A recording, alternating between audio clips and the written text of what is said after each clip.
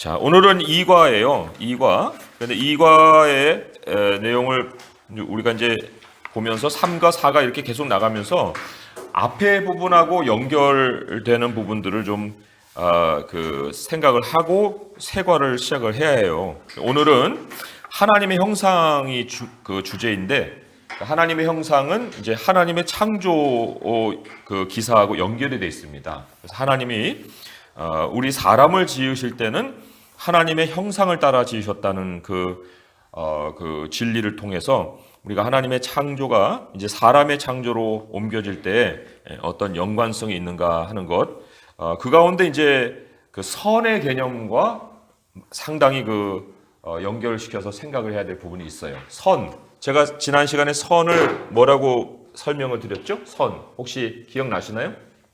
선. 이게 좋다, 이게 선하다, 라고 할 때, 이게 뭐, 옳다, 착하다, 뭐, 이런 여러 가지 굿이라는 의미를, 제가 설명드릴 때, 이게 이제 하나님의, 능력과, 그 다음에 하나님의 신성을, 하나님께서 평가하시는 거예요. 하나님의 능력과 신성을 하나님이 평가하시는 것이 선이라고 그랬습니다. 그래서 모든 것을 보기에 좋았더라 한 것은 하나님의 손길, 하나님의 행하심이 보였고 또 하나님의 성품이 거기 안에 담겨 있어서 선이라, 그렇게 좋다, 그렇게 평가하셨다는 거. 이게 굉장히 중요합니다. 선의 개념. 그래서 하나님이 사람을 창조하셨을 때에도 사람 안에는 하나님의 그 능력과 하나님의 신성을 하나님이 보실 때 보이는 거예요. 그죠? 그래서 단순히 사람 독립적인 개체로 평가해서는 안 되고요. 하나님을 반영하는 모습이 뭔가 하는 것을 생각하고 선의 개념 안에서 하나님의 형상을 이제 볼 수가 있어야 됩니다. 자, 신학적 주제 한 문장으로 되어 있는 것이 포인트 3개로 이렇게 잘 설명이 된다고 했는데, 신학적 주제 한 문장으로 되어 있는 거 함께 읽어보겠습니다. 시작. 하나님은 자신의 형상대로 사람을 창조하셔서 세상을 지혜롭게 다스리게 하시고 하나님 그리고 타인과 관계를 맺으며 일과 안식의 리듬을 따르게 하셨습니다. 네, 여기 이제 포인트 3개가 함께 뭉쳐져 있다고 그랬죠.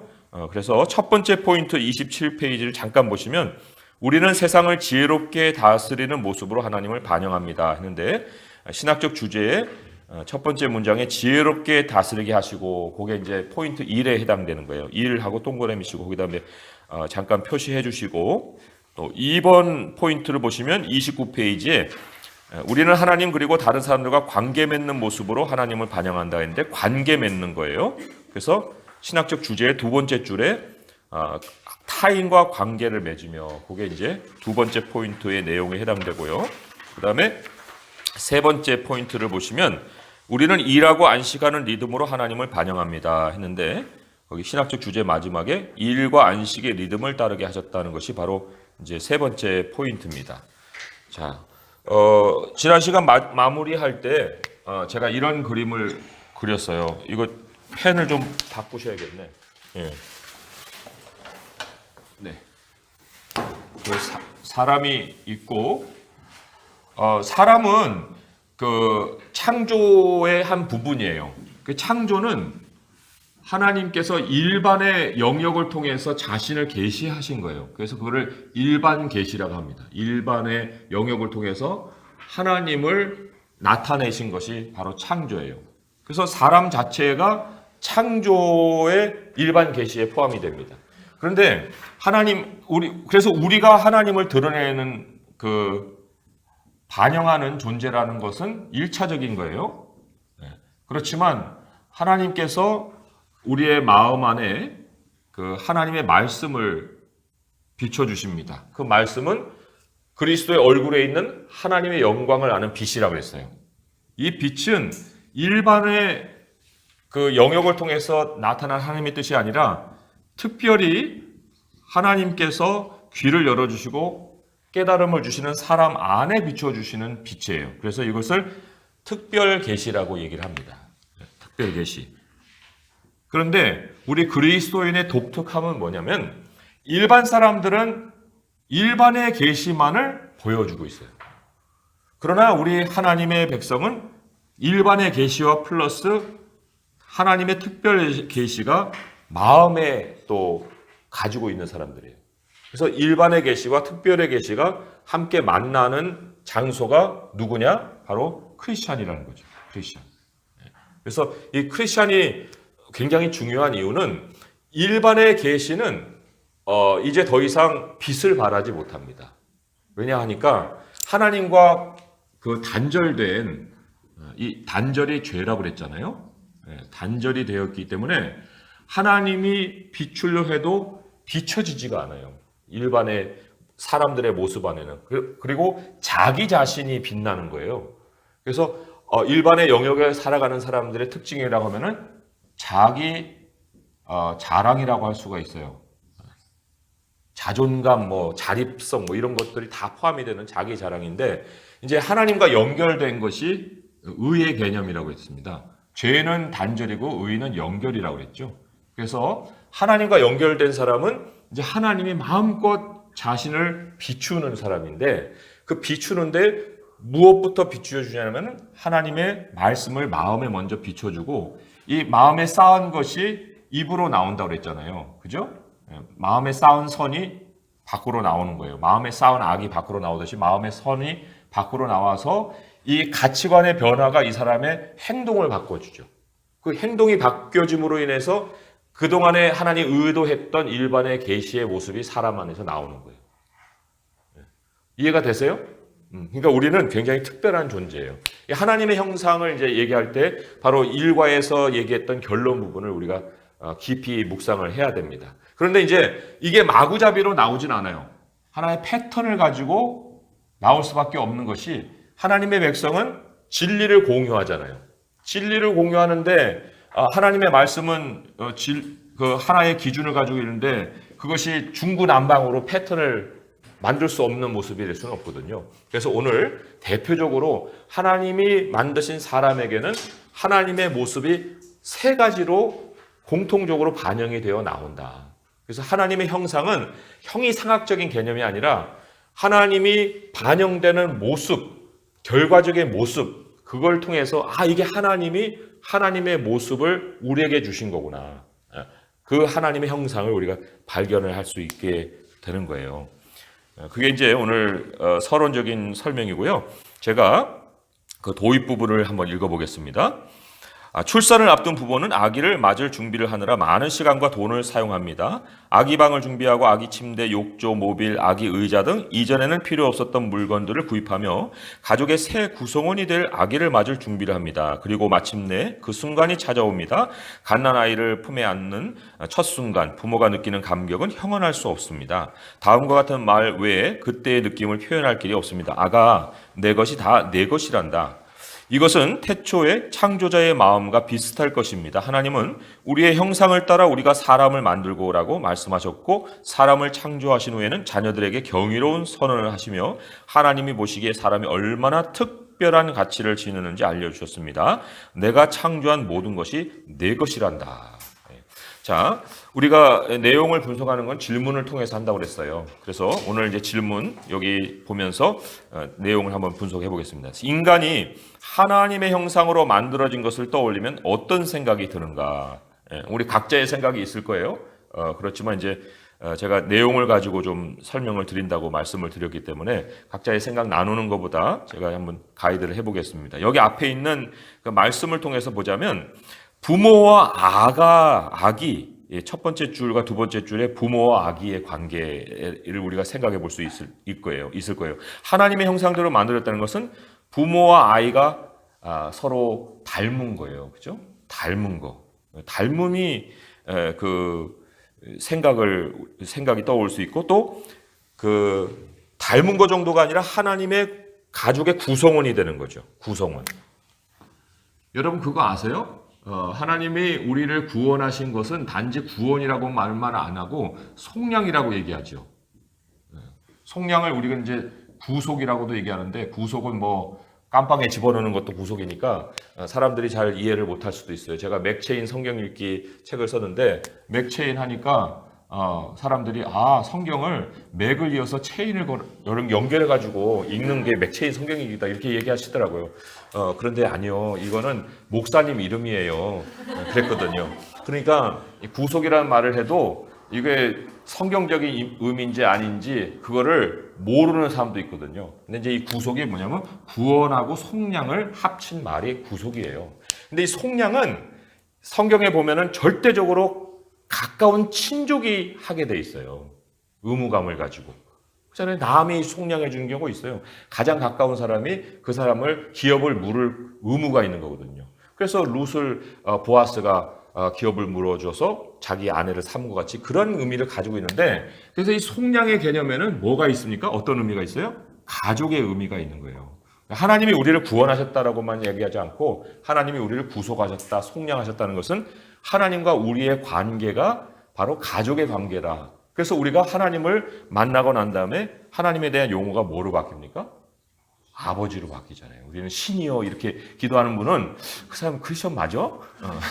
굉장히 좀 의심할 수 있어요. 그러니까 기도 내용을 보고도 우리가 하나님을 제대로 만났구나 아니구나 하는 걸 알 수 있는 그 표시가 되는 거죠. 그러니까 우리가 아버지와 아들이 닮은 것처럼, 아버지와 딸이 닮은 것처럼 그러한 닮았다 하는 것도 생각할 수 있고, 가족의 구성원이라고도 생각할 수 있고, 그리고 그냥 단순히 좋다 하는 것보다도 여기 밑에 맨 밑에 두 번째 특별한 가치라는 것을 우리가 생각해 볼 수 있어요. 하나님의 형상. 근데 여기 이제 특별한 가치 하면서 거기에 좀 더 구체적으로 얘기를 했죠. 내가 창조한 모든 것이 너의 것이다. 그래서 하나님이 위임해 주시는 거예요. 하나님의 통치를 우리에게 위임해 주시는 것까지도 이 설명을 따라서 생각해 보자면은 떠올릴 수 있는 거예요. 그죠?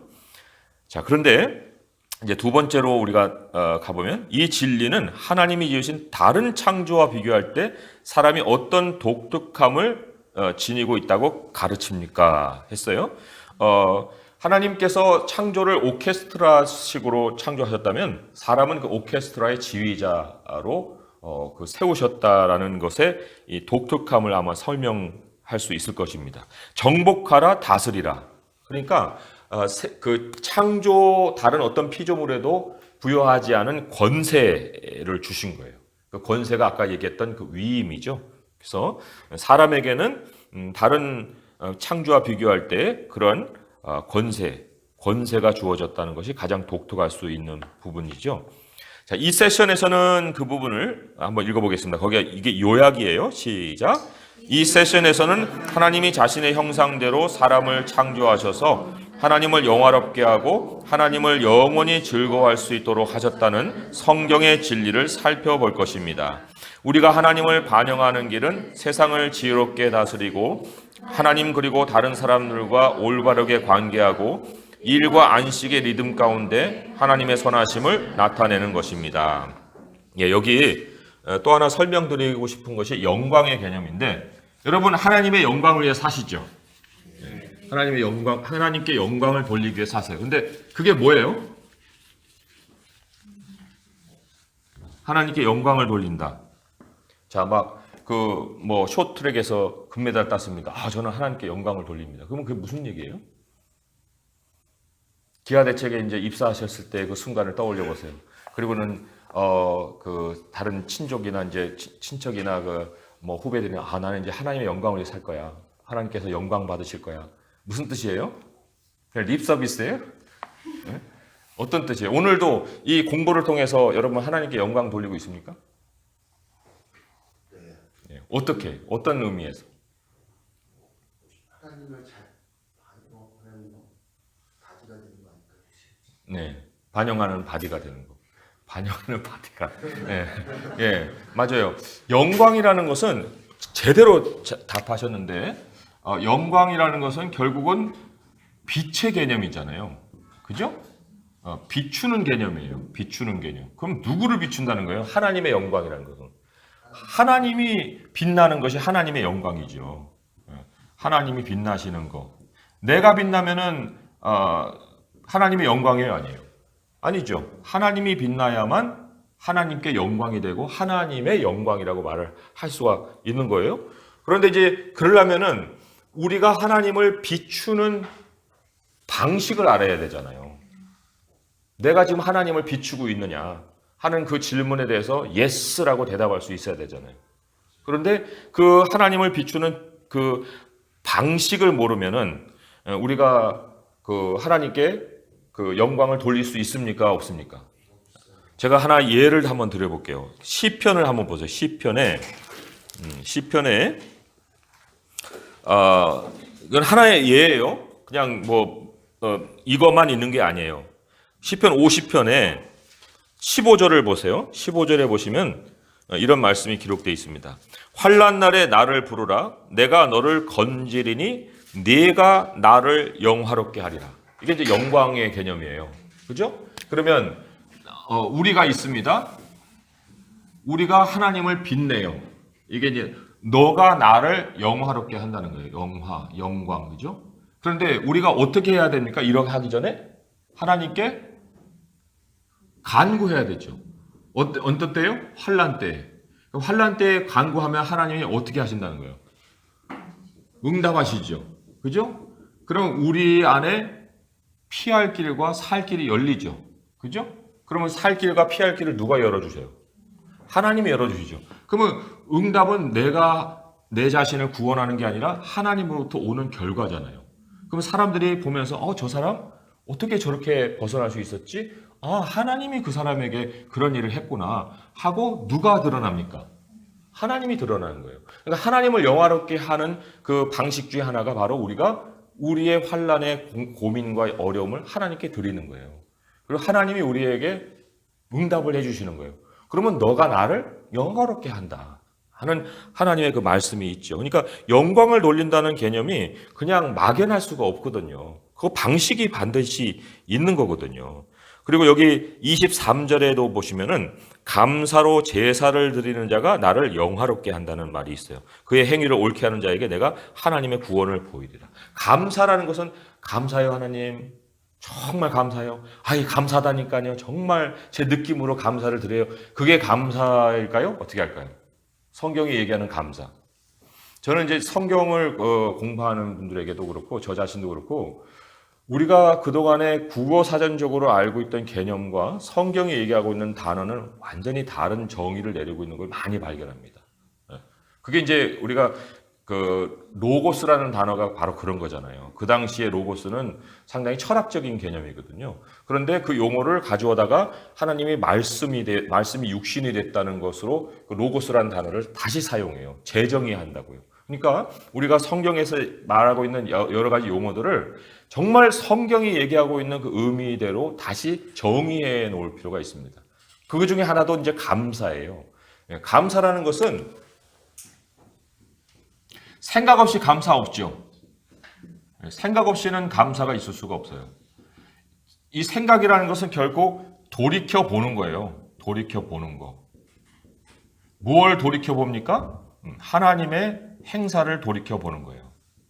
하나님의 말씀을 통해서 하나님이 행하시는 모든 일들, 내 삶에 어떤 일들을 행하셨는가 하는 하나님에 대한 묵상이죠. 하나님에 대한 묵상이 성경이 얘기하는 감사예요.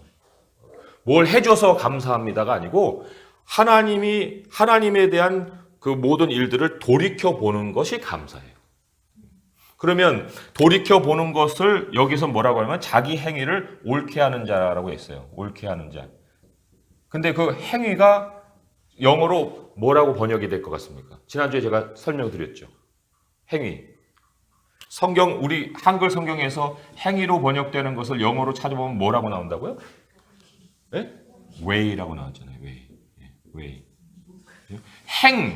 행이 work고 행위는 way라고 많이 번역이 된다고 그랬죠. 그래서 시편 119편 첫 번째 절 그 행위가 완전한 자 복이 있다. 그죠?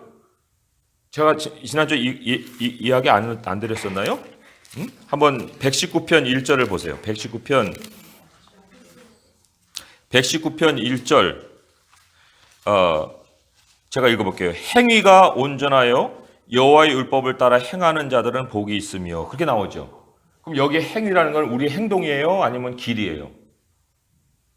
영어 성경 가지고 계신 분 뭐라고 나옵니까? 다음 주부터 이제 영어 성경 갖고 만들어야겠네.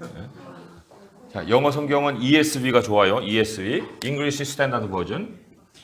NIV 쓰지 마세요. NIV는 의역이 많아서 별로 그렇게 좋지 않고 ESV가 좋은데 거기에 영어 성경 가지시면 뭐라고 써 있습니까? 킹 제임스 버전도 괜찮아요. 뭐라고 나와 있어요? 119편 1절 그 한영 그 역본 대역 이런 거 있잖아요. 찾았어요? 예, 뭐라고 나옵니까? 한번 읽어보세요. 읽는데 자신 없어요? 뭐 NIV NIV 괜찮아요. 읽어보세요. Blessed are they whose ways are blameless, who also according to the law of the Lord. 네, 거기에 뭐라고 번역돼 있어요? 행위가. 아니, 그건 ways라고 나오죠. ways. 그죠? 그게 행위예요, 행위. 그러니까 행위가 온전하여라는 것을 길이 온전하다는 얘기를 하고 있잖아요. 그러면 길이 온전하다는 것은 뭐냐면 하나님의 행사, 하나님에 대한 묵상, 하나님이 그동안 해오신 하나님의 방식. 그 하나님의 방식이 보이니까 자기 방식도 하나님의 방식으로 바꾸는 거예요. 그래서 그게 감사로 아까 50편으로 가시면은 감사로 제사를 드리는 자, 감사로 하나님께 찾아 나가는 자, 그 사람이 하나님을 영화롭게 하는데 어떻게 영화롭게 합니까? 하나님의 길로 돌아오니까, 하나님의 방식으로 돌아오니까 저건 사람의 방식이 아니다. 그것은 하나님의 방식이다. 그것을 사람들에게 내보이고 그러므로 인해서 하나님이 그 사람을 구원하시는 거예요. 그 사람이 하나님의 길로 돌아오는 그 길을 통해서 하나님을 나타내 보이시는 거예요. 그래서 하나님께 영광이 되는 거예요. 그러니까 영광을 돌린다는 것은 내가 드리고 싶으면 할 수 있고 아니면 아닌 어떤 나의 결심에 대한 문제가 아니고요. 하나님이 일하시게 만들어 드리는 것이 하나님께 영광을 돌리는 거예요. 그런 면에서 여기 우리가 이제 이 세션에서는 할 때 하나님이 자신의 형상대로 사람을 창조하셔서 하나님을 영화롭게 하셨다라는 말이 있잖아요. 그러니까 하나님은 우리가 하나님을 반영할 수 있는 아예 존재로 만들어 버리셨어요. 그러니까 우리가 살아가는 것 자체로 하나님을 드러내게끔 하는 존재가 되어 우리의 창조의 원래의 모습이에요. 일부러 하나님께 영광 돌릴 이유가 없어요. 그냥 살면 되는 거예요. 지금도 우리는 사실은 하나님이 우리에게 맡겨주신 그 삶을 살면은 거기에 하나님의 영광이 있는 거예요. 영광이. 근데 너무나도 그거를 특별한 일과 연결시키기 때문에 우리에게 좀 고민이 생기게 되죠. 근데 이제 다시 한번 정리하면서 이제 이렇게 하나님을 반영해야겠구나 하는 것을 좀 우리가 깨달을 수 있길 바랍니다. 첫 번째 포인트 함께 읽어볼게요. 시작. 우리는 세상을 지혜롭게 다스리는 모습으로 하나님을 반영합니다. 첫 번째 이제 지혜롭게 다스리는 모습 이렇게 나옵니다. 그게 무엇일까? 이제 보겠습니다. 제가 읽어볼게요. 하나님은 세상과 만물을 창조하신 후 첫사람을 창조하셨습니다. 그에게 바다의 물고기와 공중의 새와 땅의 모든 피조물을 다스리라고 명령하셨습니다. 땅에 충만하고 땅을 정복하라고 명령하신 것은 하나님의 형상을 감당하라는 초청입니다. 하나님이 하늘과 땅을 창조하셨을 때 하셨던 그 일을 행함으로써 우리는 하나님을 반영합니다. 다음 성경 본문을 읽어보십시오. 자, 1분단 3명씩이 1분단, 2분단, 3분단인데 1분단 우리 정승호 간사님부터 해서 1분단 거기 본문 읽어주시기 바랍니다. 시작. 하나님이 이르시되 우리의 형상을 따라 우리의 모양대로 우리가 사람을 만들고 그들로 바다의 물고기와 하늘의 새와 가축과 온 땅과 땅에 기는 모든 것을 다스리게 하자 하시고 하나님이 자기 형상 곧 하나님의 형상대로 사람을 창조하시되 남자와 여자를 창조하시고 하나님이 그들에게 복을 주시며 하나님이 그들에게 이르시되 생육하고 번성하여 땅에 충만하라 땅을 정복하라 바다의 물고기와 하늘의 새와 땅에 움직이는 모든 생물을 다스리라 하시니라. 하나님이 이르시되 내가 온 지면에 씨 맺는 모든 채소와 씨 같은 열매 맺는 모든 나무를 너희에게 주노니 너희의 먹을거리가 되리라. 또 땅의 모든 짐승과 하늘의 모든 새와 생명이 있어 땅에 기는 모든 것에게는 내가 모든 푸른 풀을 먹을거리로 주노라 하시니 그대로 되리라. 하나님이 지으신 그 모든 것을 보시니 보시기에 심히 좋았더라. 저녁이 되고 아침이 되니 이는 6째 날입니다. 아멘. 땅에 충만하라. 땅을 정복하라. 땅을 다스리라. 하나님은 이 세상이 너희를 위한 것이라고 말씀하셨습니다. 말씀을 통해 하나님이 통치자이심과 하나님의 형상을 지닌 우리도 다스리는 자임을 알 수 있습니다. 그러나 우리가 하나님을 올바르게 반영하려면 먼저 지혜롭게 다스리는 법을 배워야 합니다. 자, 그게 뭐냐 하는 걸 이제 질문을 통해서 보겠어요. 나의 삶의 영역 중 권위를 부여받은 영역이 있습니까? 우리 하나님이 우리에게 주신 그 영역이 있느냐 하는 얘기예요. 아담에게는 땅을 주셨습니다. 온 땅과 또 그 땅 안의 생물들, 그런 창조 세계를 하나님이 부여하셨는데 뭐 아담에게만 아니라 나는 어떠냐 그런 거예요. 근데 이게 굉장히 우리 사역에 중요한 어떤 그 원리를 제공하는 거죠. 우리가 우리의 사역의 범위를 모르고 어떻게 사역을 하겠습니까? 근데 이 고린도 후서를 한번 보세요. 고린도 후서에 바울이 그 원리를 따라서 사역한 것을 확인을 해볼 수가 있는데 고린도 후서 10장 13절부터 한번 보세요. 고린도 후서 10장 13절 14절의 말씀 함께 한번 읽어보겠습니다. 시작. 그러나 우리는 분수 이상의 자랑을 하지 않고 오직 하나님이 우리에게 나누어 주신 그 범위의 한계를 따라 하노니 곧 너희에게까지 이른 것이라. 우리가 너희에게 미치지 못할 자로서 스스로 지나쳐 나간 것이 아니요 그리스도의 복음으로 너희에게까지 이른 것이라. 자, 여기에 이제 하나님이 우리에게 부여하신 영역에 대한 그 원리가 나옵니다. 뭐냐면 하나님이 각 사람에게 나누어 주신 그 범위에 한계가 있어요. 이게 이제 범위고 이게 경계선이에요. 그렇죠? 각 사람에게는 범위가 있고 범위 때문에 이제 경계선이 세워집니다.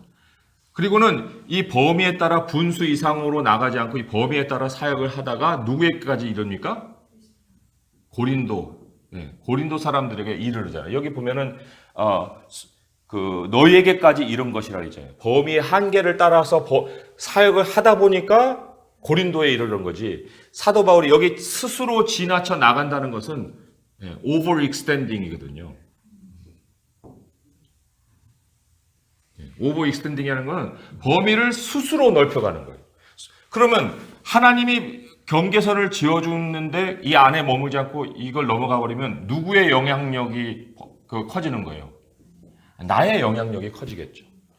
그러나 바울은 스스로 지나쳐 나가지 않고 그리스도의 복음으로 사람들에게 나가서 고린도까지 이르렀다. 여기 원리가 뭐냐면 그리스도의 복음이죠. 하나님의 말씀에 충실하다가 결국은 고린도 사람을 만나는데 스스로 지나쳐 나가는 사람들은 결국 어떤 결과를 맞느냐면 남의 터 위에 집을 짓는 거예요. 이 남의 터라는 것은 그냥 가볍게 생각할 것이 아니에요. 남의 터에 집을 짓는다는 거, 이 집을 무너뜨리고 자기 집을 짓는 거거든요. 도둑질이죠, 도둑질. 그러니까 우리가 그리스도의 복음을 가지고 하나님이 우리에게 범위를 정해주신 그 안에서 충실하게 되면은 그 안에서 미치는 범위 한계를 만나게 되는 거죠. 그리고 하나님께서 이 사람들의 그 믿음을 통해서 그 다음 사역을 열어주십니다. 내가 비전을 가지고 나가는 것이 아니라 이 사람들의 믿음을 아주 신실하게 키워내면은 그래서 여기에 뭐라고 나오냐면은 이 15절에 보면 우리는 남의 수고를 가지고 분수 이상의 자랑을 하는 것이 아니라 오직 너희의 믿음이 자랄수록 우리의 규범을 따라 너희 가운데 더욱 풍성하지길 바라노라. 이는 남의 규범으로 이루는 것을 자랑하지 않고 오직 너의 지역을 넘어 복음을 전하려 함이라. 너희 믿음이 자랄수록, 그잖아요? 너희 믿음이 자랄수록 그래도 우리의 규범을 따르는 거예요. 그러나 너희의 믿음이 자랄수록 규범을 따라 행하면서 지역을 넘어서, 이게 바로 선교거든요. 그러니까 목사님이 우리 교회는 선교해야 된다. 그래가지고 이 선교에 바람을 집어넣어가지고 교회를 부흥시키는 것이 바른 성경적인 교회 성장이 아니라는 거예요. 목사님은 그 자기 범위 안에 두어준 사람들의 믿음을 키워내야 돼요. 그리고 이 믿음이 자란 사람들로 인하여서 이 사람들의 그 범위가 넓어지면서 그 밖에 있는 지역을 넘은 선교가 가능한 거거든요. 그 성경의 그래서 우리가 도대체 우리에게 하나님이 나눠주신 영역이 어디냐? 그 영역 안에서 내 자신이 충실하는 것이 곁눈질하면서 밖을 자꾸 바라보고 나는 여기 있어야 되는 삶이 아닌데 나같이 위대한 사람이 왜 여기서 이렇게 썩고 있지? 밖으로 나가야 되는데 왜 나를 알아줄 사람이 없지? 이런 식으로 생각하다 보면은 결국은 자기도 스스로 만족을 못하고 같이 있는 사람들도 만족이 못하고 같이 있는 사람 믿음이 자라지도 아니하고 괜히 그 사람 때문에 다른 사람 믿음까지도 그냥 씻어버리는 이런 그 결과를 낳을 수가 있거든요. 그러니까 무엇이 나의 분수고 몫이냐? 그것에 대한 그 고민은 이제 조금 더 발전을 해가면서 한번 보도록 하겠습니다.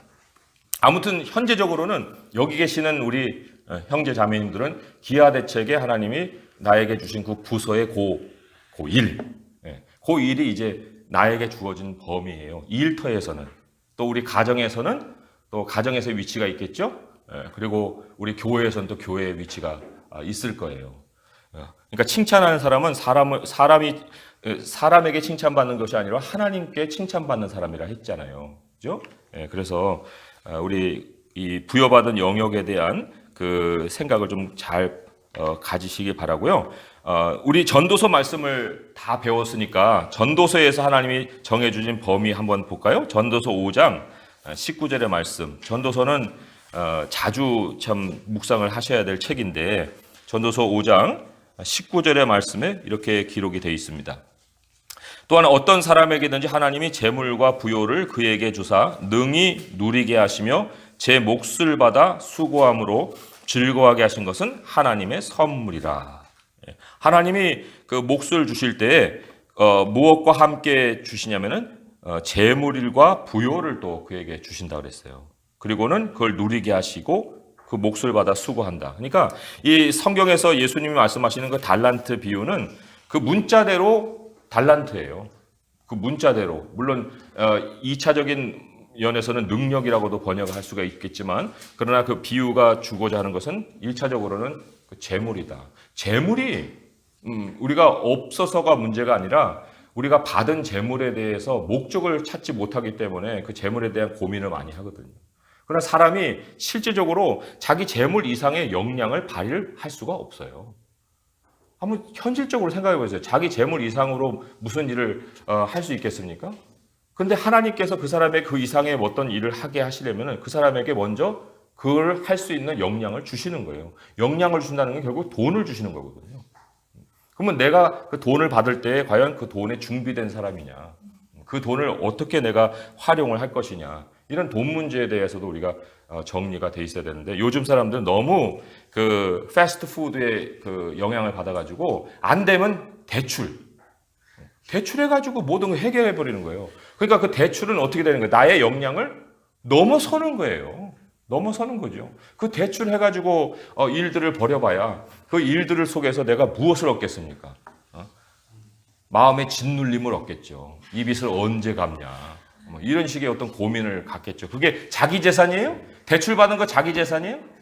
세상이 우리에게 속이는 것은 대출받은 걸 에셋으로 넣는다고요. 자산으로. 빚은 자산이 되는 거예요, 세상에서는. 그런데 결코 빚은 자산이 아니에요. 그건 빚이지. 그래서 착각을 하지 말아야 되는 거예요. 하나님이 주신 재물이 반드시 있습니다. 제가 좀 위로를 드리면은 제가 46에 한국에 들어왔다고 했잖아요. 한국에 들어올 때 아무것도 가지고 들어오지 않았거든요. 이론 한 푼 없는 그런 상황에서 들어와가지고 정말 한 8년 조금 안 되는 그런 세월을 광야같이 보냈거든요.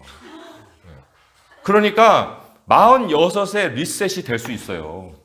무슨 얘기인지 알아요? 영원히 될 수 있는 거예요. 46에. 그런데 그렇게 됐어도 지금 이렇게 살고 있잖아요. 제가 굶어 죽고 지금 죽었으면 여기 있지도 못하지. 그러나 그런 어려움을 겪었지만 결국 여기 앞에 서서 우리 형제자매들에게 말씀 가르치죠. 그리고 앞으로 제가 사역을 계속 하겠죠. 한다고요. 그러니까 지금부터 마음 졸이지 마시고 뭐 돈이 없다 이렇게 투덜투덜하지 마시고 하나님은 46의 인생도 리셋해서 다시 시작하게 하실 수 있다. 그러니까 내 삶은 지금 그거보다야 얼마나 낫냐. 아멘. 그런 위안을 받으시고 사역을 하시라고 해요. 예. 저 빚 없어요. 빚 없습니다. 빚 없어요. 예. 비록 통장에 잔고는 얼마 안 돼도 빚은 없습니다.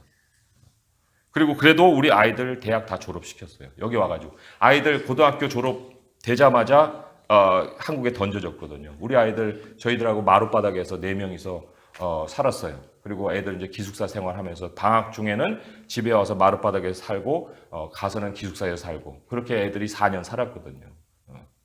그러면서 등록금은 물론 그 나라에서 대출을 해주는 걸 가지고 했지만은 그러나 지금 다 갚았어요.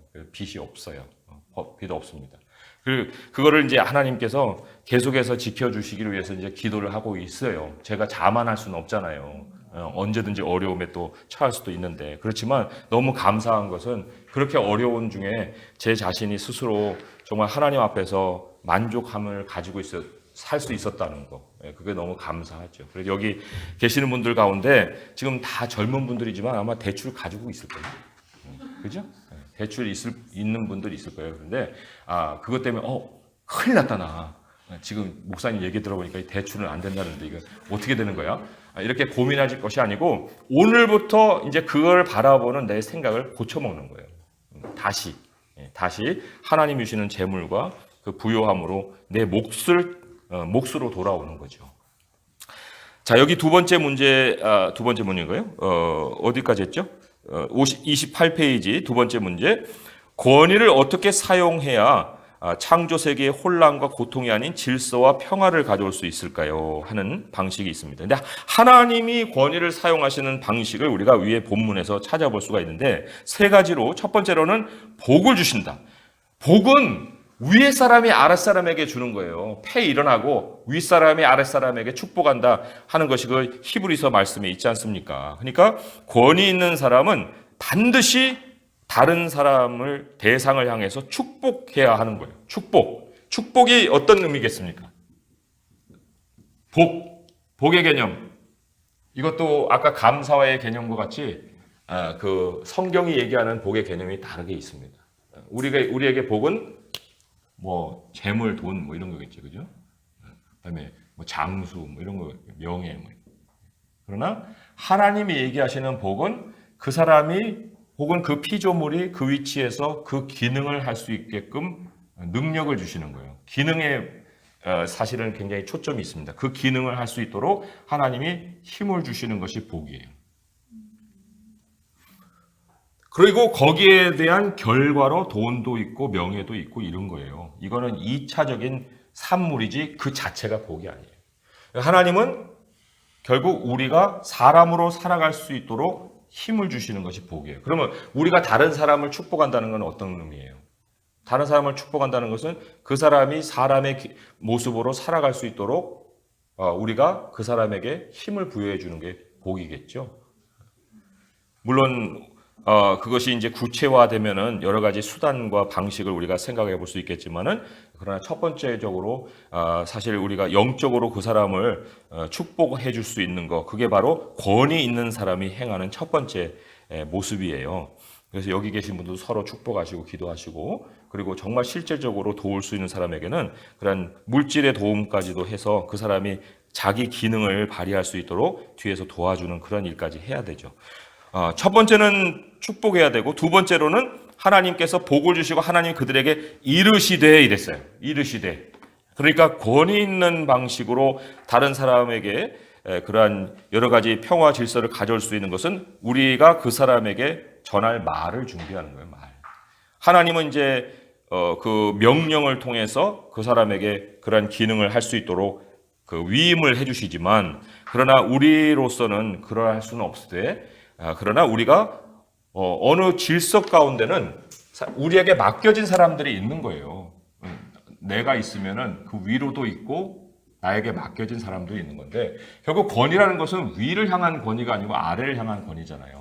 근데 하나님께서 이 아래에 있는 권위들에게 기능을 할 수 있도록 위임을 하신다는 얘기는, 내가 어떤 사람을 맡고 있다고 할 때 그 사람의 기능을 최대한으로 발휘할 수 있도록 그 사람에게 책임 있는 일을 맡겨줘야 되는 거예요. 그게 권위 있는 사람이 할 수 있는 일이에요. 다 나한테 보고해. 내가 모든 걸 조절해. 너는 그냥 네 할 일만 하고 거기에서 뭐 나대려고 하지 마라. 너는 그냥 내 밑에 있는 부하 직원일 뿐이야. 이렇게 되면 이거는 우리가 할 얘기가 아니죠. 말로 우리가 정확하게 표현력을 가지고 그 사람에게 당신의 일은 이겁니다. 내가 당신에게 이 일을 맡깁니다. 그 책임을 가지고 그 일을 행하십시오 하고 위임을 해줄 수 있고 또한 그것을 지혜롭게 또 말을 해야겠죠. 명령조가 아니고 그 사람 입장에서 얘기를 해줄 수 있어야 되고 그렇기 때문에 마지막이 또 중요한 것이 31절 밑에 보면 보시기에 심히 좋았더라 한 것처럼 칭찬과 선한 평가를 해줘야 되는 거예요. 격려라고 할 수도 있고 그래서 정말 우리 김 대리님 잘하셨어요. 그게 바로 제가 원했던 거예요. 하고 이제 자기가 할 수 없는 일을 그 사람이 대신 해줬잖아요. 그러면 그 사람의 일 속에서 나를 볼 수 있고 내가 그 사람의 맡긴 일 속에서 그 사람도 보람을 찾을 수 있는 그것은 마지막에 그런 평가를 정말 좋다고 해줄 수 있는 칭찬의 평가가 있을 때 그게 바로 권위를 잘 사용하는 방식이고 그게 질서와 평화를 가져오는 길이라 할 수가 있어요. 세 가지 축복과 또 위임의 말과 그리고 칭찬의 그런 평가 이런 거죠. 자, 계속 읽어볼게요. 바다의 물고기, 공중의 새, 심지어 벌레까지 하나님 우리에게 돌보라고 주신 창조물이라는 생각을 해본 적이 있습니까? 하나님은 이 창조물들을 우리가 돌보길 원하십니다. 그런데 안타깝게도 인간은 죄성으로 인해 죄성이라는 하나님과 단절된 거예요.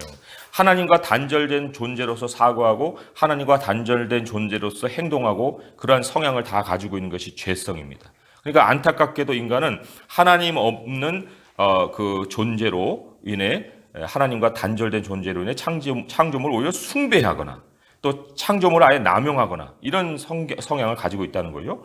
우리가 받은 권위의 영역들에서도 마찬가지입니다. 권위를 남용하거나 방치하는 것은 하나님께 불순종하는 것입니다. 중요한 것이 사랑스럽고 지혜로운 방식으로 주어진 권위를 행사할 때 우리 안에 있는 하나님의 형상이 가장 분명하게 드러납니다. 그런데 도대체 사랑스럽고 지혜로운 방법은 뭘까 하는 거예요.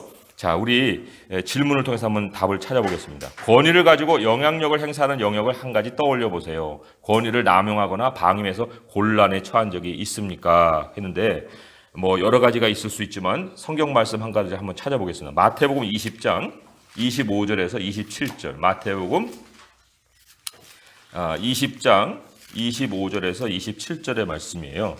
마태복음 20장 25절에서 27절. 우리 같이 한번 읽어보겠습니다. 시작.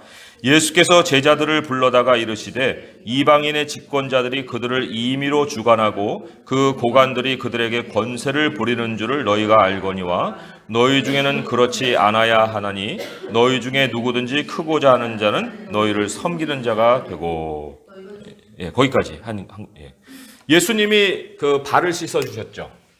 우리는 세족식이라고 얘기하는데 그 세족식을 할 수 있었던 그 이유가 어디에 있습니까? 세족식을 예수님이 베푸신 그 이유가 뭐예요? 세족식. 섬김을 가르쳐 주려고. 그래요. 그게 이제 우리가 보통 생각해 보는 거예요. 그죠? 그런데 성경이 어디에 나오니까?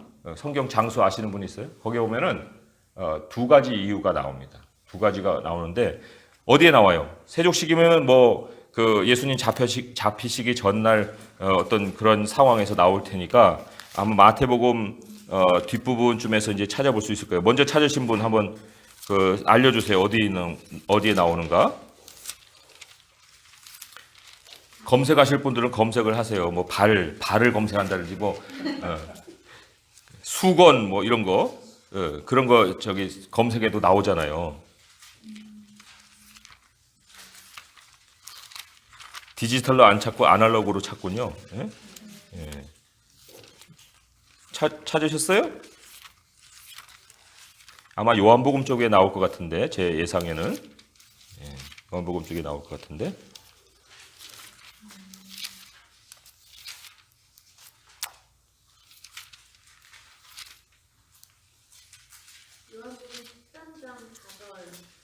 요한복음 13장 4절에 자 보세요. 저녁 먹는 중 예수는 아버지께서 모든 것을 자기 손에 맡기신 것과 또 자기가 하나님께로부터 오셨다가 하나님께로 돌아갈 것을 아시고. 이 두 가지 이유죠. 근데 그 첫 번째 이유가 뭐예요? 모든 것을 자기 손에 맡기신 것 때문에. 뭐예요? 권위예요, 권위. 권위가 있는 사람이 다른 사람의 발을 씻어줄 수 있습니다. 엄마가 아이의 세수시켜주지 아이가 엄마가 세수시켜준 적이 있어요? 없어요. 그러니까 우리가 그 권위를 가진다는 것은 결국 우리에게 맡겨진 사람을 사랑한다는 의미예요. 사랑해야 된다는 의미고, 또 거기 두 번째 이유는 아버지께로 돌아가실 때가 이른 줄 아셨다. 이게 기한이에요. 한계예요. 그래서 우리가 다른 사람을 사랑할 수 있는 두 가지 큰 이유를 대라 그러면은, 첫째는 우리에게 그 사람을 사랑할 수 있는 권위가 있고, 두 번째로는 우리의 인생이 한시적이기 때문에. 그래서 우리 기아대책에 여기 서로 있는 형제자매들 서로를 뜨겁게 사랑해야 됩니다. 왠지 아세요? 여기에 영원히 있는 게 아니에요. 어떤 분은 이제 그 다른 부르심이 있어서 뭐 선교지로 떠날 수도 있고, 또 어떤 분은 또 뭐 가정을 꾸려야 되는데 아이 때문에 이제 더 이상 일을 못 하게 된다 해서 떠날 수도 있고, 그렇기 때문에 그 한시적인 시간을 보내고 있는 거예요. 그 한시적인 것이라는 것이 우리가 지금 이 시간 이렇게 뜨겁게 사랑해야 될 이유가 되는 거죠.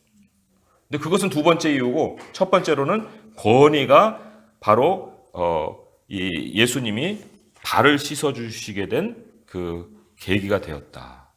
그럴 때 참 우리 하나님이 우리에게 권위를 남용하거나 방임해서 곤란한 척에 있는가 했는데, 우리가 반대적인 것을 생각해 봤고요. 세상의 사람들은 그렇게 집권자는 권세를 부려요. 자기 힘 자랑한다고요.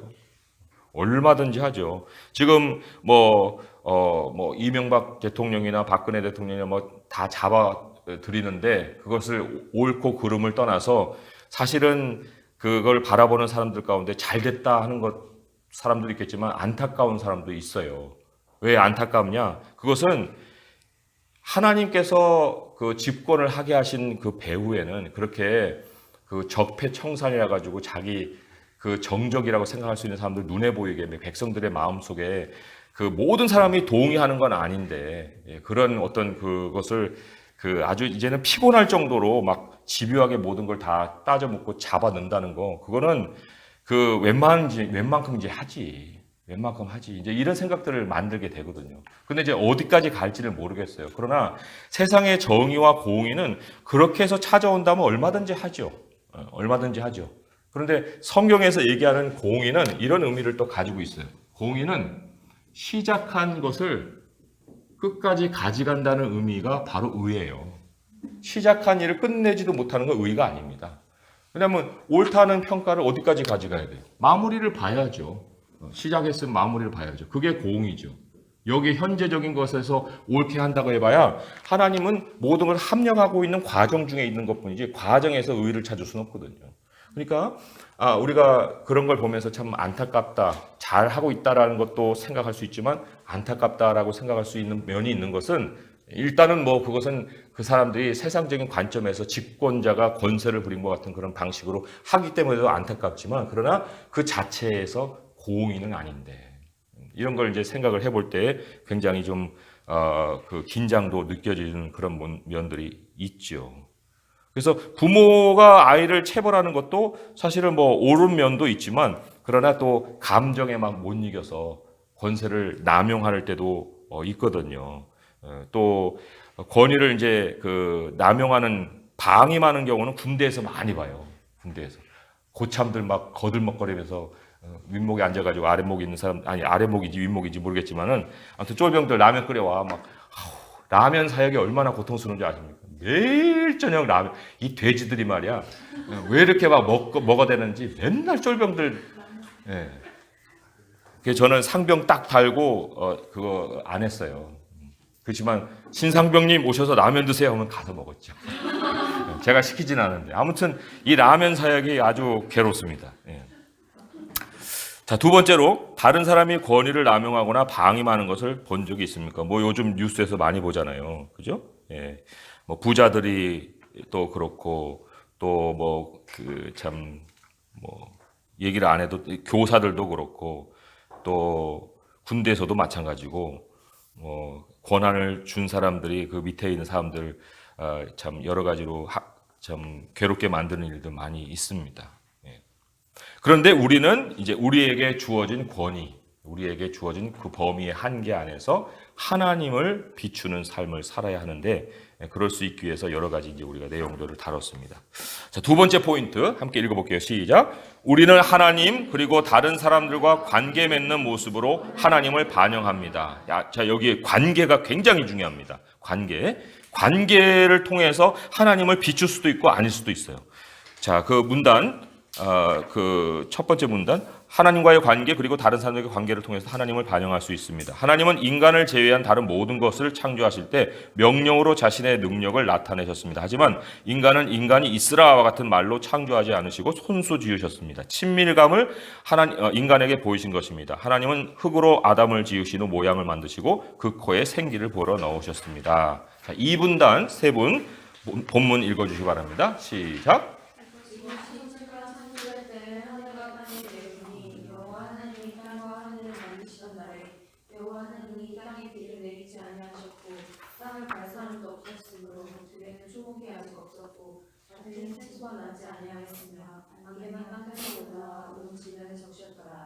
여호와 하나님이 땅의 흙으로 사람을 지으시고 생기를 그 코에 불어넣으시니 사람이 생명이 되니라. 여호와 하나님이 동방에 내내 동산을 창설하시고 그 지으신 사람을 거기 두시니라. 여호와 하나님이 그 땅에서 고기의 알을 갖고 먹기에 좋은 나무가 나게 하시니 동산 가운데에는 생명나무와 사랑을 알리는 나무도 있더라. 아멘. 하나님의 형상을 지닌다는 것은 하나님과 관계가 있다는 뜻입니다. 하나님은 인간을 단순히 말로 만들지 않으시고 손으로 만드셨습니다. 인간과의 관계를 의도하셨기 때문에 능력뿐 아니라 친밀함으로 인간을 창조하셨습니다. 하나님이 친히 얼굴을 우리에게 향하시고 첫사람에게 생기를 불어넣으신 창세기 2장의 인상은 강렬합니다. 거울에 물건을 잘 비추려면 거울 바로 앞에 제대로 놓아야 하듯이 우리도 하나님과 친밀한 관계에 있어야만 그분을 가장 잘 비추며 그분의 모습을 가장 잘 반영할 수 있습니다. 자, 질문이에요. 하나님과의 관계가 내 삶의 최우선이라는 것을 구체적으로 보여줄 수 있습니까? 네. 어떻게 보여줄 수 있을까요? 우리가 여기 앞에 그 친밀함이라는 단어도 이제 받긴 했지만은 예수님은 어떻게 사셨는가? 그걸 좀 구절을 통해서 확인을 해보겠습니다. 요한복음에서 다 찾아볼 수 있는 건데요. 요한복음 한번 펼쳐보시고 이미 펼쳐져 있긴 하지만 5장으로 가보세요. 5장에 가보시면은 5장 19절 한번 보겠습니다. 19절에 보면 이렇게 기록이 돼 있어요. 그러므로 예수께서 그들에게 이르시되 내가 진실로 진실로 너희에게 이르노니 아들이 아버지께서 하시는 일을 보지 않고는 아무것도 스스로 할 수 없나니 아버지께서 행하시는 그것을 아들도 그와 같이 행하느니라. 이게 이제 관계의 측면에서 많은 것을 생각하게 해줘요. 요한복음 5장 30절로 한번 넘어가 보세요. 내가 아무것도 스스로 할 수 없노라 듣는 대로 심판하노니 나는 나의 뜻대로 하려 하지 않고 나의 보내신 이의 뜻대로 하려 함으로 내 심판은 의로우니라. 그래서 서로 뜻을 또 합력하시는 예수님의 모습을 만날 수 있어요. 8장 28절로 넘어가 보세요. 요한복음 8장 28절의 말씀. 이에 예수께서 이르시되 너희가 인자를 든 후에 내가 그인 줄 알고 또 내가 스스로 아무것도 하지 아니하고 오직 아버지께서 가르치신 대로 이런 것을 말하는 줄도 알리라. 여기도 이제 스스로 하지 않는다 했는데 우리에게 어떻게 적용됩니까? 요한복음 15장으로 한번 가보세요. 15장 4절의 말씀에 이런 말씀이 있어요. 내 안에 거하라 나도 너희 안에 거하리라. 가지가 포도나무에 붙어있지 아니하면 스스로 열매를 맺을 수 없나니 너희도 내 안에 있지 않으면 그러하리라. 여기 너희 스스로는 아무것도 할 수가 없다. 그게 이제 예수님이 우리에게 보여주신 그 결론이에요. 예수님의 생애가 보여준 결론이라고 할 수 있어요. 그러니까 여기 아까 거울 비유에서도 얘기했지만은 거울을 우리가 이렇게 앞에다 놓고 거울에 이제 얼굴을 비춥니다. 근데 거울에 얼굴을 비칠 때 정면으로 이렇게 잘 비춰야 되잖아요. 근데 여기 측면에 이렇게 얼굴을 대고 있으면 거울이 비춰집니까? 안 비춰진다고요. 정면에서 거울을 봐야 이 거울이 나를 보여주잖아요. 그러니까 하나님을 바라보되 우리가 하나님을 정면으로 보느냐, 옆면으로 보느냐 이제 이런 의미예요. 근데 예수님이 친밀함에 대한 이 거울을 정면으로 보는 것을 뭐라고 했냐면 스스로는 안 한다는 거예요. 스스로. 하나님이 뜻하신 거, 하나님이 계획하신 거, 하나님께서 말씀하신 거, 그거를 내가 행한다는 그런 말씀을 지금 전하고 있는 거죠.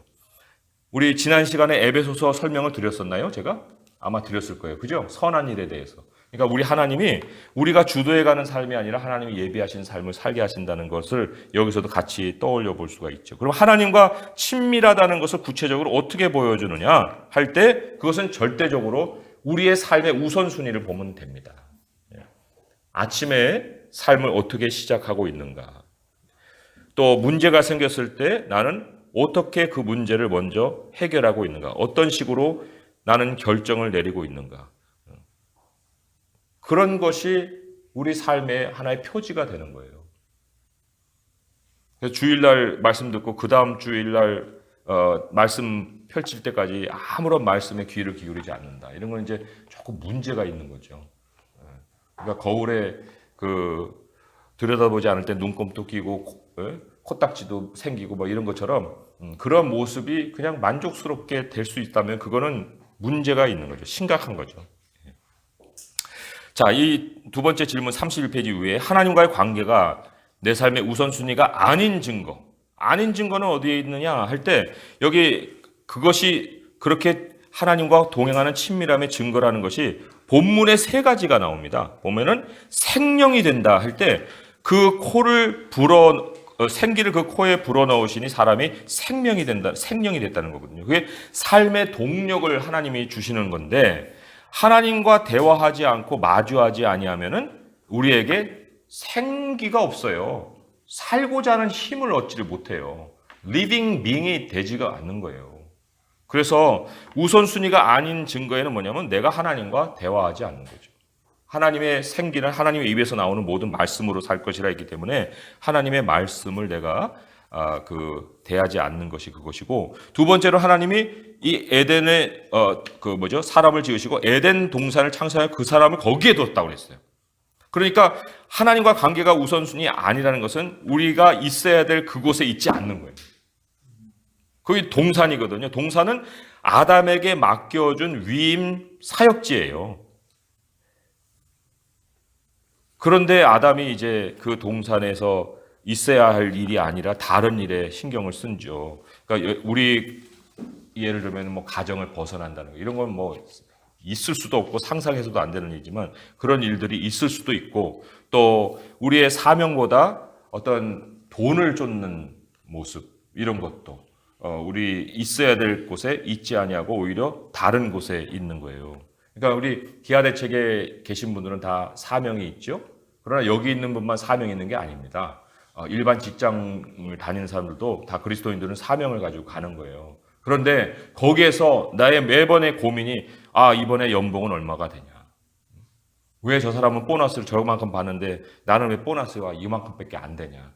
이런 식의 생각이 계속 돌아가면서 에덴에 있으면서도 에덴이 에덴인 줄 모르고 사는 그 삶이 바로 우리가 하나님과의 관계가 우선이 아니라는 증거를 보여주는 거예요.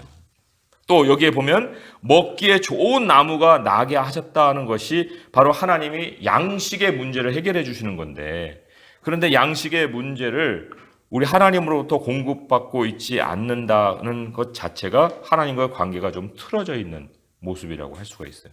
제가 세 가지 얘기했죠. 하나님께 생기를 부여받지 않는 모습, 내가 동산에 있지 않는 모습, 그리고 양식 문제를 하나님으로부터 공급받지 않는 모습.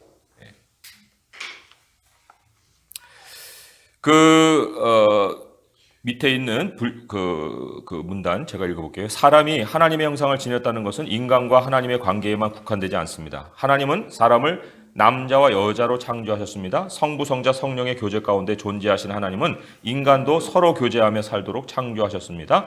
이어지는 창세기 2장의 말씀을 계속 보겠습니다. 자, 3분단 읽어주세요. 시작. 네, 여기 세 분. 예.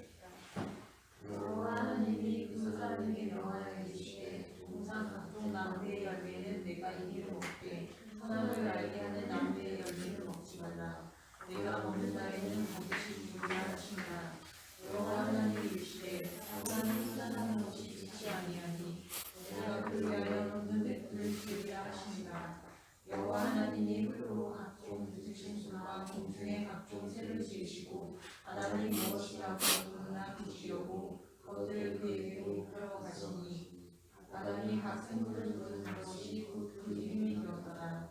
아담이 모든 가축과 공중의 새와 그의 모든 짐승에게 이름을 주니라.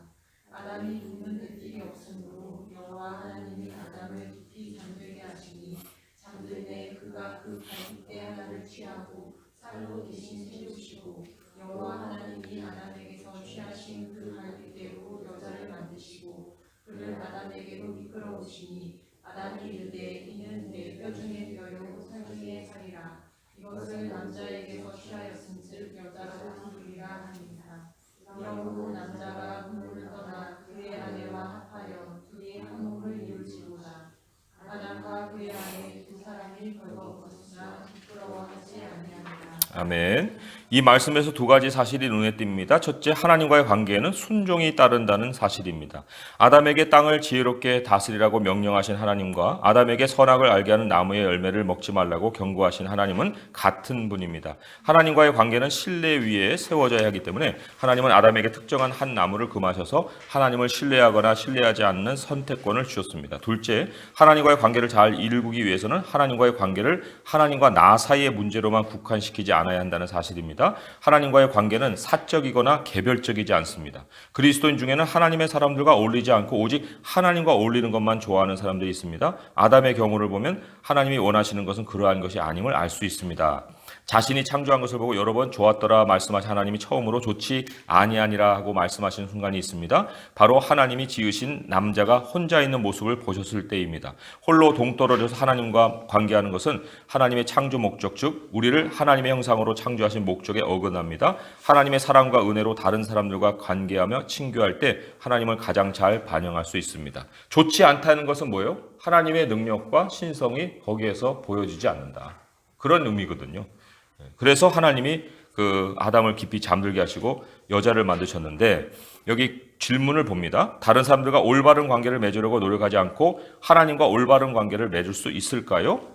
그것은 없다죠, 없다. 그런데 여기 이제 남자와 여자의 비밀에 대해서 좀 말씀을 드리면 그렇게 비밀스러운 것도 아닌데 그냥 다 아는 건데 진짜 왜 그게 그렇게 됐지? 하는 것에 대한 그 이유를 이것이 알려주기 때문에 그래요. 돕는 배필일 때 배필은 헬퍼거든요.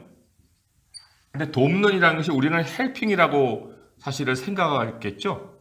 그러나 헬핑이 아니에요. 원어에도 보게 되면 헬핑이 아니에요. 헬핑이 아니라 오포징이에요. 오포징.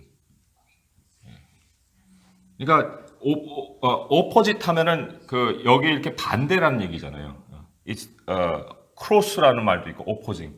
여기 A가 있으면 B가 있으면 여기 A가 있는 거예요. 서로 마주 보고 있는 거를 반대라고도 할 수도 있고 마주 보는 사람이라고 해요. 마주 보는.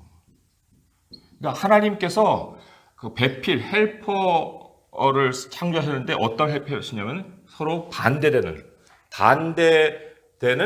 돕는 자예요. 그런데 이게 서로 관계가 깨지면 뭐가 남습니까? 반대만 남는 거예요. 반대만. 이게 안 남는 거예요.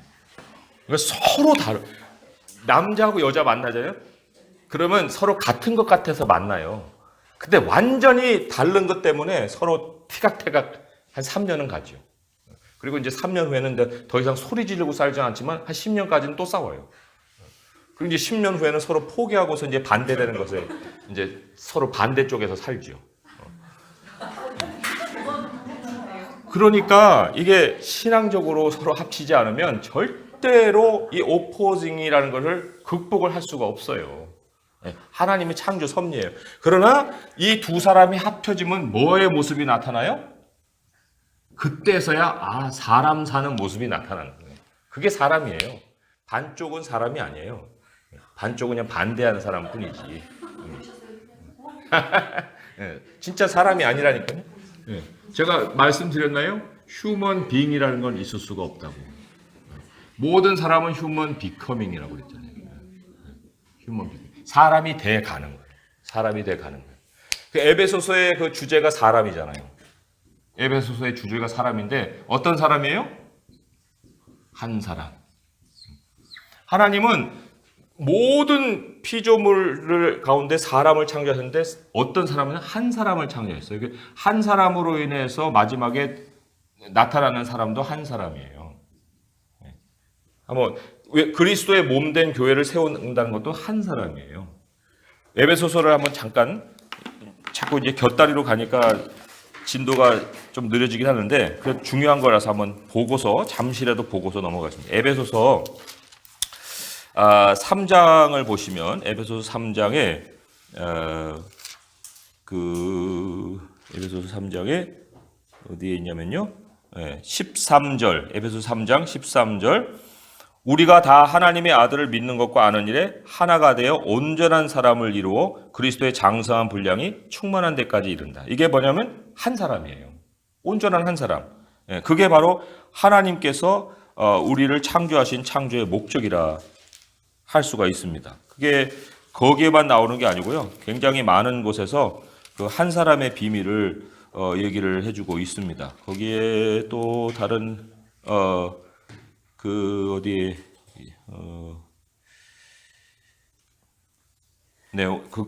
진도하고 다른 거니까 어쨌든 그렇게만 아시고 아무튼 그 남자와 여자의 문제를 보실 때 하나님이 애당초 창조하신 그 창조의 원리를 우리가 잘 이해하면 내가 하나님과 함께하지 아니하면 깨진 관계만 가지고 가정을 세우려고 할 수 있겠구나. 그리고 이 남자가 여자를 볼 때 뭐라고 했어요? 이는 내 뼈 중에 뼈, 살 중에 살이라 했죠. 누구를 보는 거예요? 자기를 보는 거예요. 여자의 발견이 아니라 자기 자신의 반영, 자기 자신의 발견이거든요. 그러니까 이름을 짓는 것이 이제 마무리될 때 거기에 자기 자신에 대한 발견을 통해서 하나님이 이제 좋다는 말씀을 하고 계시죠. 그래서 사랑이라는 것 혼자 사랑할 수 있습니까? 사랑의 덕목 여러 가지잖아요. 뭐 몇 가지인지 모르겠어요. 안 사봤으니까. 오래 참고부터 시작했고 모든 것을 뭐 견디는 일까지 끝나잖아요. 그죠? 근데 그게 혼자서 가능해요? 혼자서는 가능할 수가 없어요. 그거는 대상이 있는 거예요. 혼자서 가능한 것은 뭐 1만 마디 방언을 하고 또 뭐 산을 옮길 만한 믿음이 있고 다 혼자 하는 거예요. 그거는 혼자 하는 건데 그러나 사랑은 그러게 아니고 대상을 가질 때에 가능하다. 참고 오래 참고 온유하고 시기하지 아니하고 자랑하지 아니하고 뭐 이런 모든 것들이 다 대상 앞에서 하는 일이죠. 그래서 두 번째 포인트 뭐라고 했습니까? 관계를 통해서 하나님의 형상을 반영할 수가 있다. 또 세 번째 이제 이 세 번째가 아마 우리 여기 형제자매들한테는 굉장히 마음에 와닿는 가슴에 와닿는 부분일 텐데 한번 읽어보겠습니다. 시작. 우리는 일하고 안식하는 리듬으로 하나님을 반영합니다. 자, 이 본문은 제가 읽어볼게요. 여호와 하나님이 그 사람을 이끌어 에덴 동산에 두어 그것을 경작하며 지키게 하시고 많은 그리스도인이 하나님께 범죄하고 반역한 결과로 일하라는 명령이 내려졌다고 생각합니다. 그러나 성경은 하나님이 사람의 일을 선한 세상의 한 부분으로 세워놓으셨다고 말합니다. 일은 아름답고 선하며 목적이 분명합니다.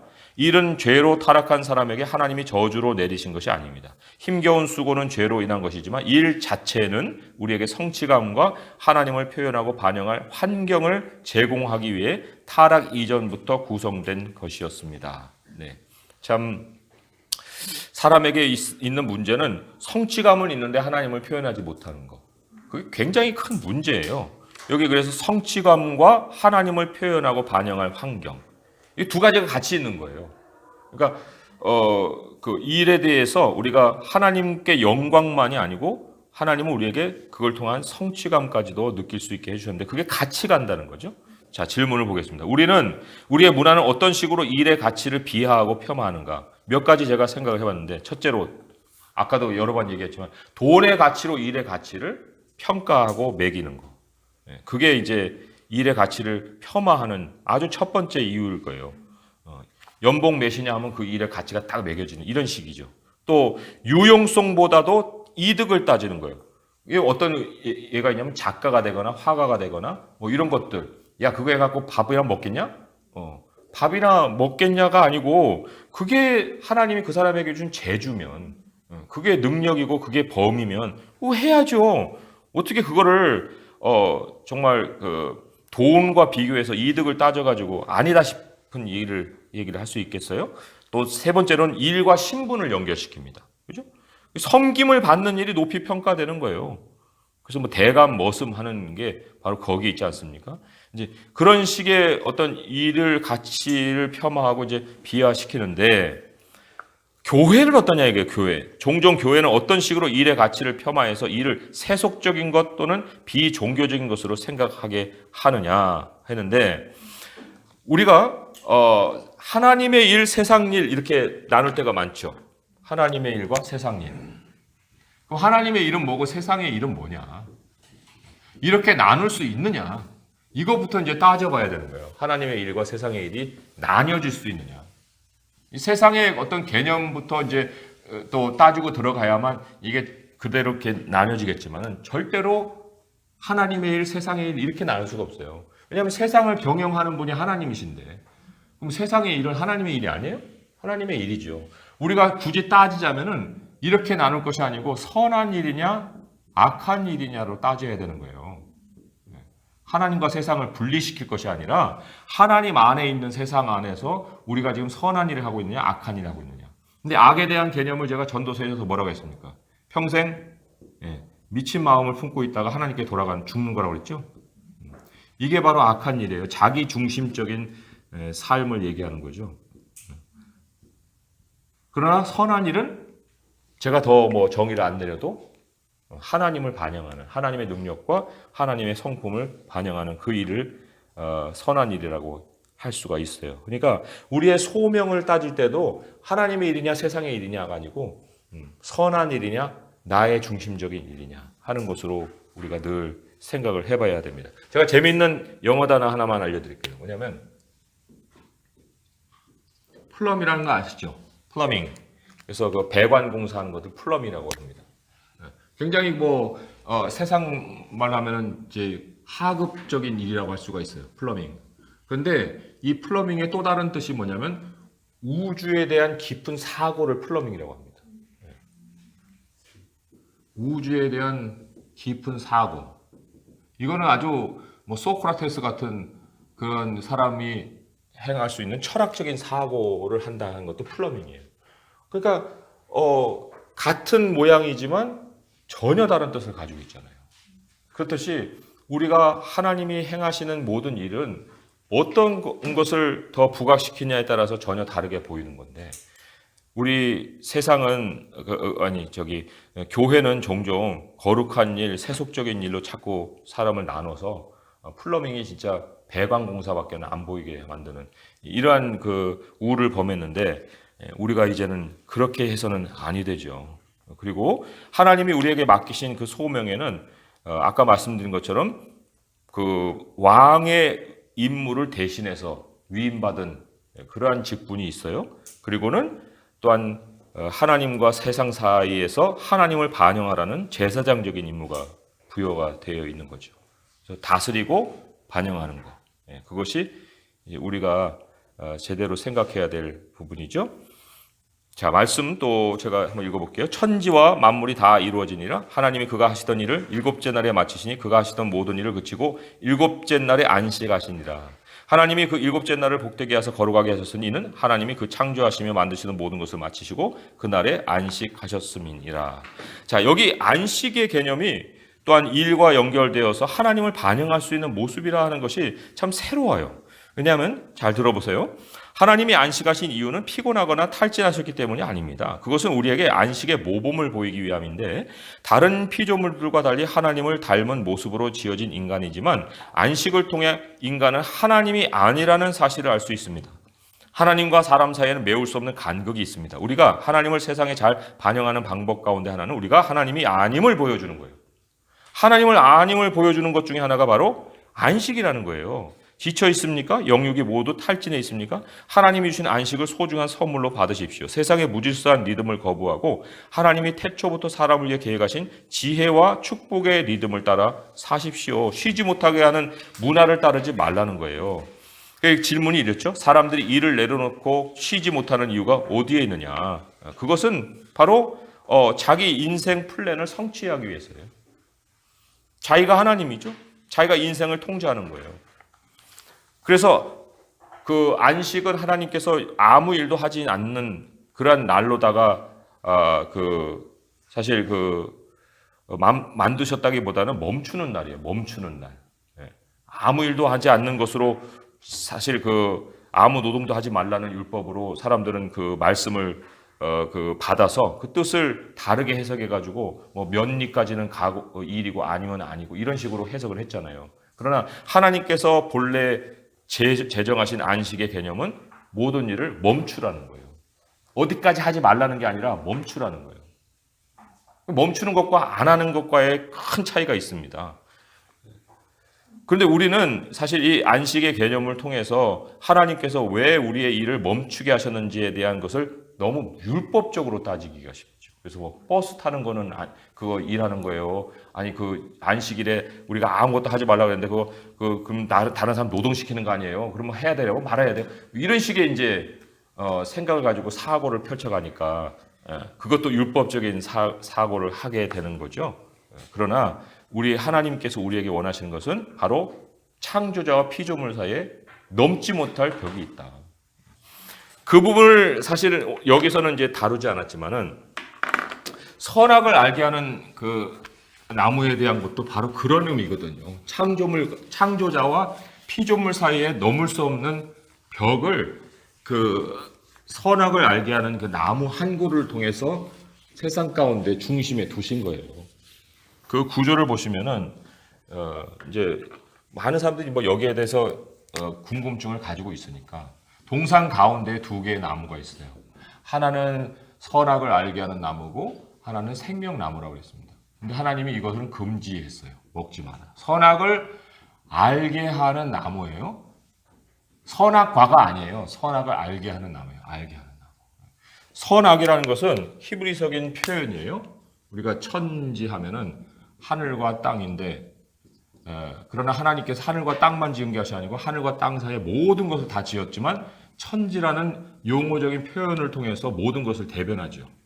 마찬가지로 선악이라는 것도 선과 악이라는 사이의 모든 그 지식의 영역을 다 갖고 있는 거예요. 그러니까 이거는 전지함을 나타내는 표현이에요. 선악을 안다, 전지하다.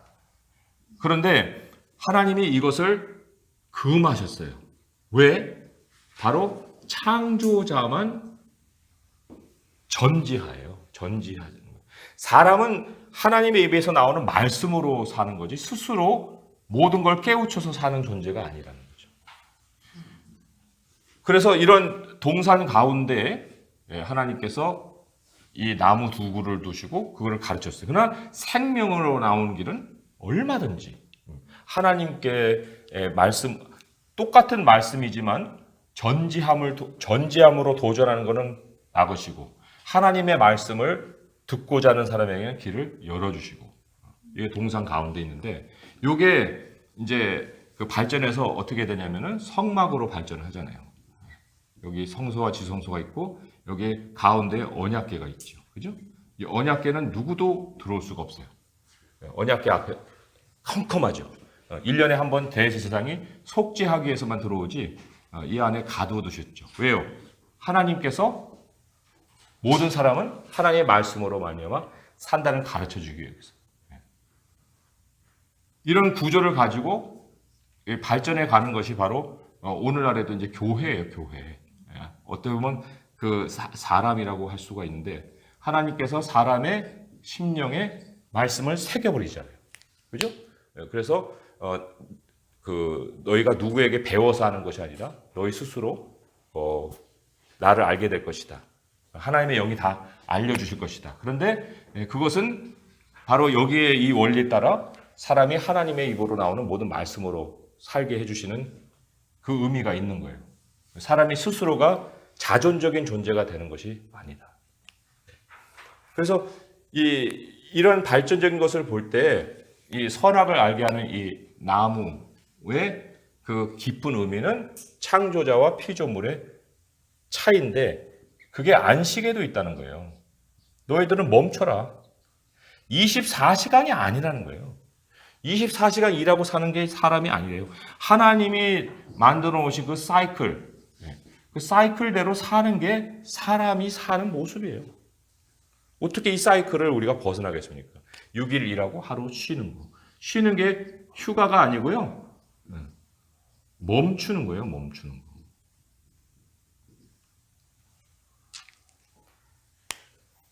그래서 이 휴가도 이런 의미를 갖지 못하면 휴가 가지고 갔다 와서 되게 피곤해요. 막 머리가 띵하고.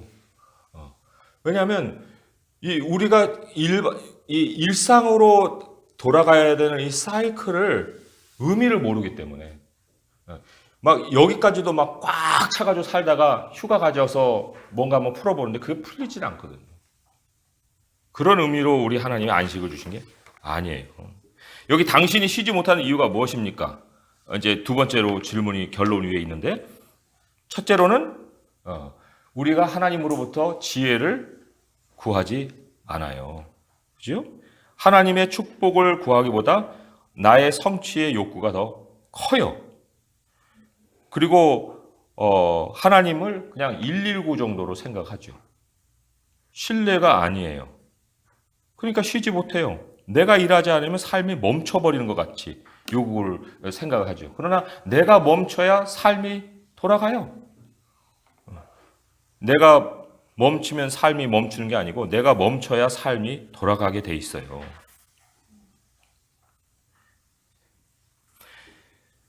자, 결론 부분을 우리 함께 한번 읽어보겠습니다. 시작. 하나님의 형상을 지닌다는 것은 가슴 벅찬 임무를 가지고 있다는 뜻입니다. 당신이 반영하는 형상을 보고 세상이 하나님에 대해 어떤 결론을 내릴 것 같습니까? 우리가 하나님을 세상에 올바르게 반영하지 못하는 것은 결코 작은 죄가 아닙니다. 우리가 하나님의 형상으로서 제대로 살아내지 못하면 하나님이 세상으로부터 비난받게 되기 때문입니다. 하나님의 형상으로서 제대로 살지 못하는 것은 세상에 하나님과 그분의 뜻을 거짓으로 전하는 것과 같습니다. 그러나 영광스러운 좋은 소식이 있습니다. 예수님이 우리를 위해 오셔서 보이지 않는 하나님의 완전한 형상이 되셨다는 사실입니다. 만약 하나님의 모습을 세상에 보여주는 길이 나를 반영하는 것에 전적으로 달려 있다면 사람들은 하나같이 우리가 비추는 하나님을 거부할 것입니다. 우리는 하나님을 모든 면에서 올바르게 반영할 수 없기 때문입니다. 바로 이것이 우리가 사람들을 예수께로 이끌어야 할 중요한 이유입니다. 우리 그리스도와의 연결도 함께 읽어볼게요. 시작. 예수님은 보이지 않는 하나님의 완전한 형상이십니다. 세상을 지혜롭게 다스리시고 하나님이나 다른 사람들과 완전하게 관계하시고 자기 일을 통해 우리에게 영원한 안식을 주시는 유일한 분입니다. 우리 이 하나님의 계획, 우리의 사명 넘어가기 전에 제가 한 구절만 인용해서 알려드리겠습니다. 그 베드로전서 4장 1절에서 2절의 말씀, 베드로전서 4장 1절에서 2절의 말씀 제가 읽어드릴게요. 381쪽에 있어요. 381쪽 베드로전서 4장 1절 2절. 그리스도께서 이미 육체의 고난을 받으셨으니 너희도 같은 마음으로 갑옷을 삼으라. 이는 육체의 고난을 받은 자는 죄를 그쳤음이니 그 후로는 다시 사람의 정욕을 따르지 않고 하나님의 뜻을 따라 육체의 남은 때를 살게 하려 함이라. 여기 보면 육체의 고난, 어떤 사람은 우리 예수님을 따르는 일이 너무나도 육체적으로 고통이 될 것 같아서 못 따라요. 육체의 고통. 근데 육체의 고통은 이미 예수님이 다 이루어 주셨다는 거예요. 사실 우리 그리스도인들의 고민은 우리 마음의 정욕이에요. 여기에서 모든 신앙이 좌우가 되는 거예요. 막상 육체적으로 그리스도인으로서 고통받을 것 같다고 생각하는 그런 영역은 나오질 않아요. 그런 순간이 가면 하나님이 또 순교할 수 있는 능력을 주시겠죠. 그러나 순교의 능력 이전에 우리에게 있어서 다시는 육체의 고통이 찾아오지 않아요. 그래서 여기 뭐라고 얘기합니까? 육체의 고난을 받은 예수님이 다 죄를 그쳤고 우리에게는 마음으로 갑옷을 삼으라 하잖아요. 마음으로.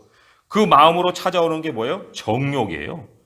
그래서 우리가 정욕을 따르지 않고 하나님의 뜻을 따라 육체의 남은 때를 살게 한다. 고생? 그런 거 별로 그렇게 생각할 거 없어요. 우리 예수님만큼의 고난이 있겠습니까? 육체에. 그러니까 그런 것이 아니라 정말 우리가 지켜가야 될 것은 우리의 마음의 욕심을 경계하는 거라는 얘기죠. 자, 그러면 이제 하나님의 사명, 계획, 우리의 사명으로 넘어가겠습니다. 자, 거기 위에 있는 한 구절 같이 한번 읽어볼게요. 시작. 하나님은 우리가 하나님 그리고 다른 사람들과의 관계를 적극적으로 일구어 이 땅에서 청지기 역할을 감당하게 하시려고 우리를 부르셨습니다. 네, 1번, 2번, 3번의 질문이 다 답이 그 포인트에 있다고 말씀을 드렸어요. 그래서 창세기 1장 28절은 우리에게 하나님이 주신 세상을 지혜롭게 다스리라고 명령합니다. 우리는 어떻게 해야 이 명령을 따를 수 있습니까?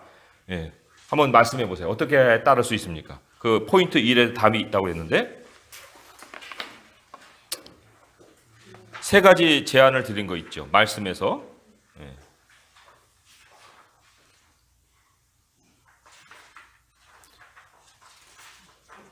일분단 어떤 답이 나올 것 같습니까? 1분단. 네. 가장 앞에서 은혜를 많이 받고 네. 배움에 열심히 하셨던 우리 세 분. 네. 축복하고 그렇죠? 그다음에 그렇죠. 네. 그게 굉장히 사랑스럽고 지혜로운 방법으로 우리의 권위를 행사하는 거예요.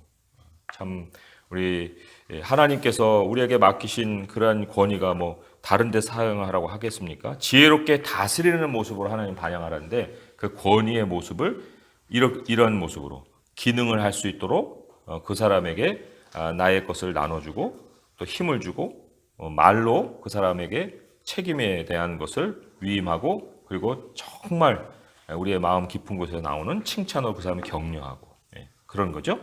자, 두 번째 문제입니다. 우리는 하나님의 형상을 공유하고 있습니다. 내가 다른 사람들, 가족, 친구, 원수, 소외된 자, 잃어버린 영혼과 관계하는 방식에서 바뀌어야 할 부분이 있습니까? 어떻게 바뀌어야 할까요? 우리 이분단 어떻게 바뀌어야 되겠습니까? 여기에 관계가 중요한데 관계가 어떻게 바뀌어야 됩니까?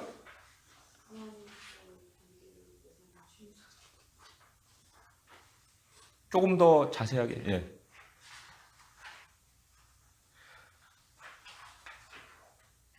혼자가 아니고 돕는 자라고 했죠. 혼자가 아니고 섬기는 자라고 그랬죠. 그리고 특별히 이제 아까 그 고린도전서 13장의 사랑을 제가 언급을 했는데 그 사랑에 못 미치는 모습이 있는지를 좀 우리가 돌아봐야 돼요. 그죠? 예. 우기 먼저냐? 오래 참는 게 먼저냐? 뭐 이런 거죠. 자, 세 번째로는 일과 안식의 리듬이 예수 그리스도에 관한 복음 증거를 어떻게 도울 수 있습니까?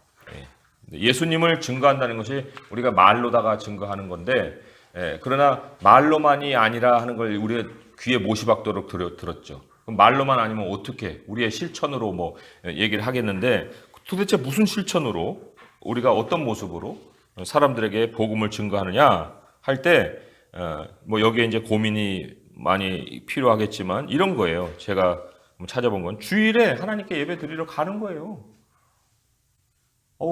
그러면은 저 사람은 우리가 뭐 옆에 곁에 있는 사람들이 얘기 안 해도 저 사람 교회 가는 사람이네.